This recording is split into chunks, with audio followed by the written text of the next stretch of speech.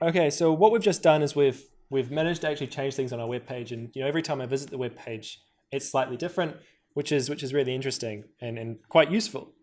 But the behavior that I really wanted was to have a button up here, and whenever I click it, this thing changes. So I don't have to refresh the page, because for all I know, my user might not know that this thing is random every time you refresh. They might come here once and like, oh, that's a nice color, and leave. What I want them to be able to do is know that they can click on a button to generate a new color. And it's also a little bit easier than refreshing the page.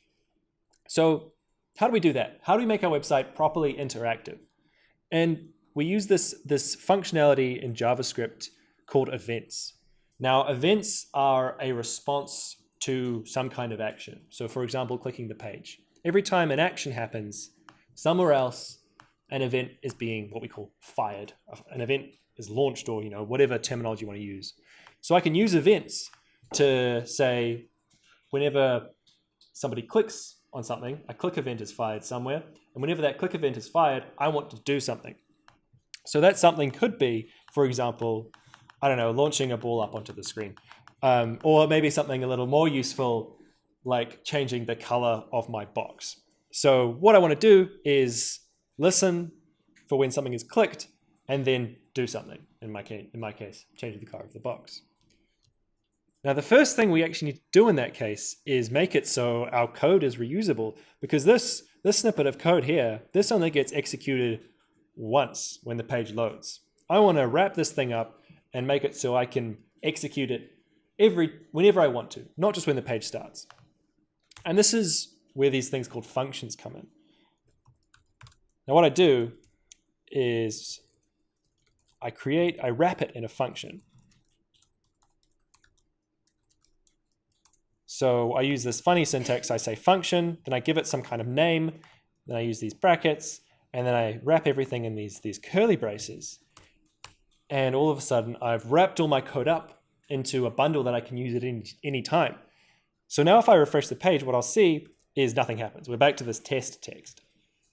But if I execute this function, and you do that by wrapping these brackets in here, now you can see the resemblance between this function and this console.log function, except we're giving this one data in this case.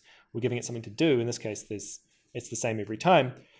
But now if I call it, if I execute it, I get my random colors. The exact same behavior that I had before. But now I can call this function more than once. Whenever I want to, on pull, I can even call it from the console. Okay, that's a step. Now what I want to do is every time I click on a button to execute this function. That sounds doable. So firstly, we need a button to click on. Okay, that doesn't sound too bad. So I'm going to create a button element. So a button element is something you can click on by the name. I'm going to give it a class called color creator button, so I can target it with JavaScript. And then I'm going to put in create new color as the text. And we've got a button right here. It actually looks like a button. It looks all right, but it's not something that I'm happy with. I want it to look like these buttons here. Now in CSS, you can actually give an element multiple classes. So I can give this a button class as well. And hopefully it'll look like a blue button. That doesn't look quite right, does it? It looks a bit small. There's a weird border around it.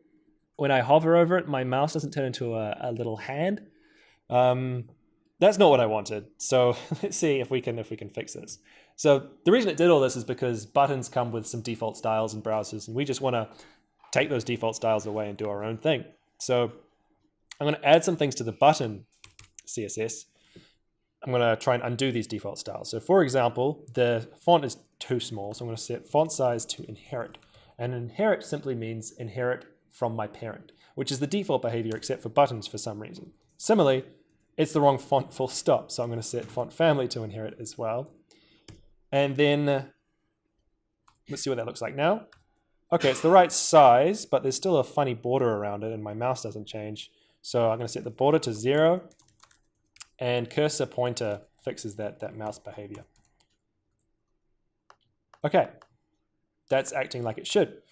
you'll notice this weird blue box around it, and I'm not going to get rid of that because this is actually a feature of websites. When I tab around, you'll see this little blue box moving around. I'm pressing the tab key to shift this, and this means I can operate with my keyboard, and I can press space instead of clicking on it, and that's an important feature. You can change the style of this box if you want to, but I'll leave that as an exercise if you really want to do that. So now I've got this button. I want to be able to do something every time this button is pressed. So how do we do that? Well, firstly, I want to give something else a name. So color selector button. I'm going to grab this document.query selector, and instead of document color creator box, I'm going to change to color creator button. And making something happen on an event is very easy. So I do color selector button dot add event listener. And add event listener is another function. It says when something happens, when an event happens, for example, clicking, do something. For example, create new color.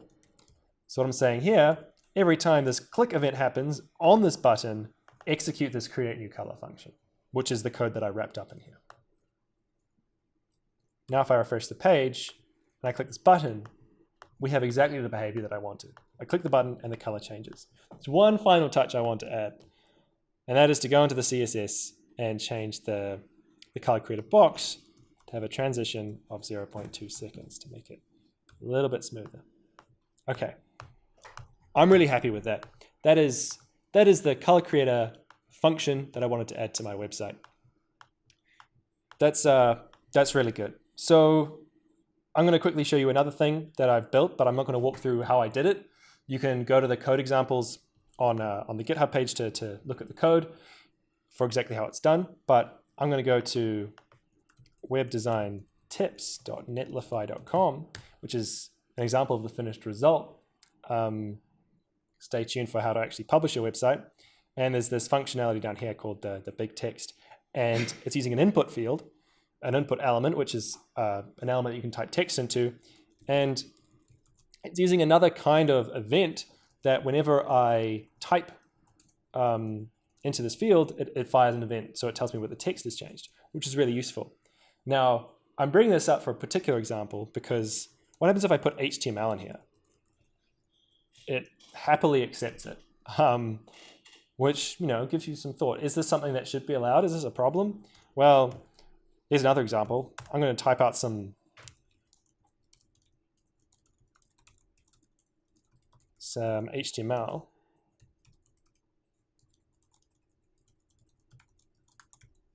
Oh, okay. That happened. So this thing that I can just type HTML into, did something that I was unexpected. And keep that in mind when you're designing things that allow people that you're doing stuff with user input. It's very important to make sure they can't do nasty things like that. And that's one of the more mild impacts of these kinds of exploits. So bear that in mind. Okay, so that is another one of the things that you can do with events. And just one of the things that you can build. There are heaps and heaps of things you can build. So now's another good time just to take a quick pause. What we want to do is wrap some of your code in a function so you can reuse it, build one of those little function things, and then try calling it from the console just to make sure that it's all working. And then bind this function to an event, for example, button click, and then that'll make your new behavior, instead of just being interesting and dynamic, it'll make it interactive. So this is all I have to say about JavaScript. And we've done a fair amount. We've managed to add some interesting behavior to our web page. Now, if you're interested in finding out a little bit more about what JavaScript can do and what it has to offer, there are a few things that you can look at, and all these links are in the notes. So firstly, there's this web API reference on MDN, and this basically explains everything pretty tersely about the different things that JavaScript can do to a website. And there's a lot, from running code on your graphics card to sending requests over the internet. There's all sorts of different bits and pieces, but they're really, really interesting. And for everything there's probably a slightly more interesting and detailed tutorial somewhere else on the web.